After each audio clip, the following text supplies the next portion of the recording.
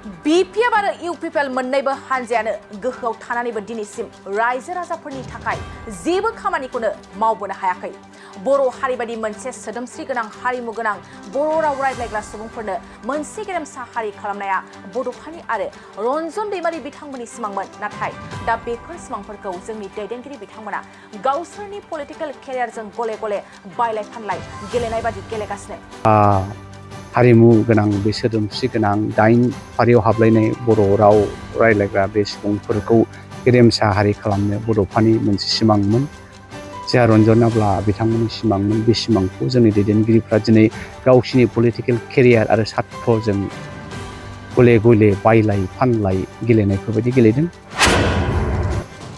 गोबाव समनिफ्रायनो मोनसे एंगारजानाय हारि हिसाबै गावनि आथिङाव गसंथानो थाखाय नाजादोंमोन, नाथाय बे नाजानाया दिनैसिम जाफुंनो हायाखै। गोबां गिलुबालु आन्दोलन फैबाय थांबाय आरो गिलुबालु दावहारु जोनोम जाबाय आरो रुंग'लांबाय। एनडिएफबि, बिएलटि आरो एबसुनि दावहारुफोरखौ मान सन्मान होनो बावलांबाय। दिनै बेनो राजखान्थिफोरनि आखल आखु आरो बिथांमोननि साननाय हनाय।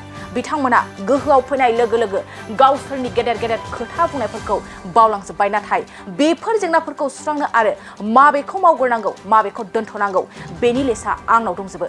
बेनिखायनो आं दिनै कंग्रेसनि जानानै टिकेट लादों, मानोना आं कंग्रेसनि बेनारावनो थानानै रायजो राजाफोरनि जेंना जेंसिखौ सुस्रांनो सानदों। मानोना कंग्रेसआ मोनसे सेक्युलार पलिटिकेल पार्टी। बेवहाय गोरिब माहाजोन, राव धोरोम आरो जातिखौ लानानै राननाय गैया। बे भारतनि नियम। बेफोर बाथ्राया जों बुंनाय नङा। बेफोर बाथ्राखौ खौरांगिरिनि सिगाङाव कंग्रेस कमिटिनि गाहाय नेहाथारि रनजन मोसाहारिया बुंदों। खौरांगिरिनि सिगाङाव बिथाङा रनजन मोसाहारिया मा फोरमायखो फै जों आबुङै मिथिना लानि। गोबाव समनिफ्रायनो मेन्टेलि प्रिपेयार खामोन। बे हिसाबै नाजानाया जेब्ला मोनसे लेभेलाव साक्सेस जायो, गोजोननाय दङ। आं आरो आंनि न'खर फेमिलि बयबो गोजोननाय मोन्दों। कंग्रेस फेमिलि बयबो गोजोननाय मोन्दों। वेल उइसार सारा बिटिसियावनो सारा आसामावनो बयबो गोजोननायखौ मोन्दों। आंहा बावहाय थोजासे गोजोननाय दङ। मा मा इस्युखौ लानानै नोंथाङा बे बिसायख'थियाव बाहागो लानो सानदों? जोंनि इस्युआ नर्मेलि जाथि बिसिस आलदा आलदामोन। जोंनि बर'फोरनि इस्युआ जाहैबाय गोबाव समनिफ्रायनो जोङो रमान स्क्रिप्टनिफ्रायनो मोनसे डिप्राइभ एंगारजानाय कमिउनिटि हिसाबै जोङो गावनि आथिङाव गसंनो थाखाय मोनसे नाजानाय, बे नाजानाया दिनैसिम साक्सेस जायाखिसै। गिलु बालु आन्दोलन फैबाय थांबाय आरो गिलु बालु दावहारु जोनोम जालांबाय, रुंग'लांबाय। बिथांमोनखौ मान सन्मान होनोबो बावलांबाय। रमान स्क्रिप्टनि दावहारुफोरखौ मान सन्मान होनो बावलांबाय।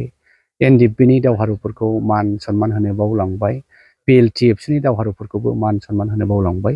बेनो जोंनि दिनैनि राजनितिसियानफोरनि पलिटिसियानफोरनि आखल आखु आरो बिथांमोननि साननाय हनाय। दा बिथांमोना पावाराव फैनाय लोगो लोगो बावजोब्बाय, गावसिनि गेदेर गेदेर बुंनायफोरखौ बावजोब्बाय। दा मेन इस्युआ जोंना बर'फोरनि साननाया बेनोमोन जे हारि आरो जाथि आरो राव गोनां गेदेर हारिमु गोनां बे सोदोमस्रि गोनां 8 फारियाव हाबलायनाय बर' राव रायज्लायग्रा बे सुबुंफोरखौ गेरेमसा हारि खालामनो बड'फानि मोनसे सिमांमोन। जोंहा रन्जनाब्ला बिथांमोननि सिमांमोन। बे सिमांखौ जोंनि दैदेनगिरिफ्रा दिनै गावसिनि पलिटिकेल केरियार आरो सार्थजों गले गले बायलाय फानलाय गेलेनायफोरबायदि गेलेदों। दा बेनि थाखाय जोंनि रायजो राजाफ्रा खोब निरासा। बेजों लोगोसे जोंहा स्टेट नाङैनो हादोर नाङैनो गरिब दरिद्रताजों जोङो मारै दावहा नांनांगौ, जों बे दावहायावसो दङ दिनै बेसिकेलि। दा जोंनि मेन इस्युफ्रा quite confusing. We are still on the stage of establishing our own community, and the other side we are being bereaved with the poverty and the poorness in the countrywide. आरो जोंनि गथ'फ्रा दिनै साख्रि बाख्रि मोनरोंला, call कारखाना जोंहा गैजाया। बेफोर गोबां इस्यु। दा बेफोर जें जाबोर एखेबारे बेहाय गसंनानै थख' खालामनानै बबे इस्युखौ जोङो दांग्रोनांगौ बे जिनिसखौ होनायाव खहाय गोब्राब। नाथाय गर्जना बेफोर गासैबो समस्या आरो जेंनाफोरखौ थख'यैनो माब्रै फोसाबनांगौ, माखौ मावग्रोनांगौ, बबेखौ दोनथ'नांगौ, what is first priority, what is second priority, बे लिस्टआ आंनि गोसोआव दंखायो। दा नोंथांमोनहा जे इस्युआ मा होननायाव जोङो बेखौनो लाग्रोनो सानदों।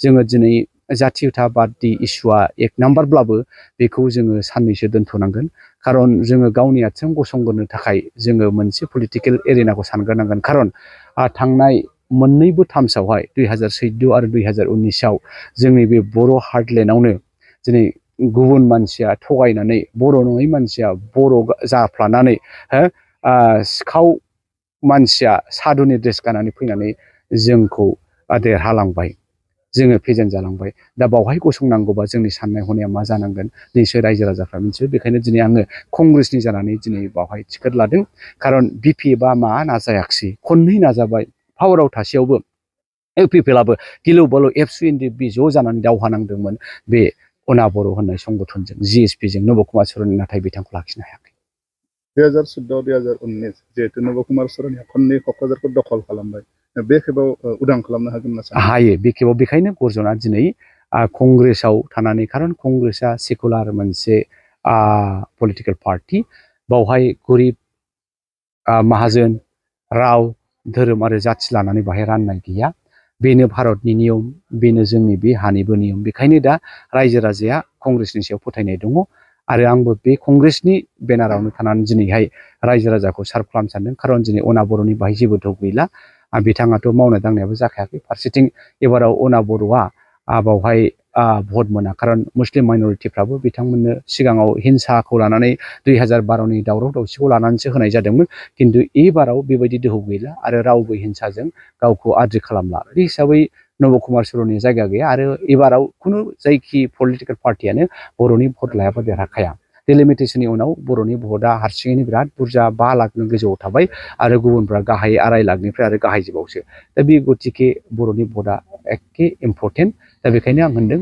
नब कुमार सरनखौ नोंथांमोना गिनाङा खिन्थु कंग्रेसनिफ्राय केन्डिडेट होआबा आरो बिथांमोना खनसेबाव रिग्रुप जागोन आरो नब कुमार सरननियानो बिपिएफ आरो इउपिपिएलखौ फेजेननानै थांफिनबावगोन बिपिएफ आरो इउपिपिएल दङ बिथांमोनजों जुजिनाया माबायदि जागोन जुजिनाय बेलायावहाय गर्जना बेखौ गिदिर सानफेराखै लाइफआनो जुजिखानाय life itself is a battle it is a kind of survival of the fittest दा बेवहाय आङो बेखौ फेक्टर लाथ्रा इउपिपिएलहा गावनि एजेन्डाया मा बेखौ बिथांमोना थि खालामनो हायाखै दिनैसिमबो बिपिएफआबो गावसिनि एजेन्डाया मा बेखौ बिथांमोना दिनै थि खालामनो हायाखै ग्रासरुट लेभेलाव बे बिटिसिनि फाउन्डेसनानो जायाखै ग्रासरुट लेभेलाव माबायदि पलिटिक्स खालामनांगौ बिपिएफआ बेखौ रोंबोआखै दिनै इउपिपिएलआथ' आरो गोदावसिनबावनाय आरो आन्दायसिनबावनाय दा बावहाय रायजो राजाफ्रा थालायैनो बुजिनो बाखि गैला जे एबारावहाय पार्टि बेसिस भटार्सफ्रा भट होनाय नङा केन्डिडेटखौ बिथांमोनहा नायगोन सोरनि सानस्रिया माबायदि दा बेखौ लानानैथ' दिनै बिपिएफआ केन्डिडेटखौनो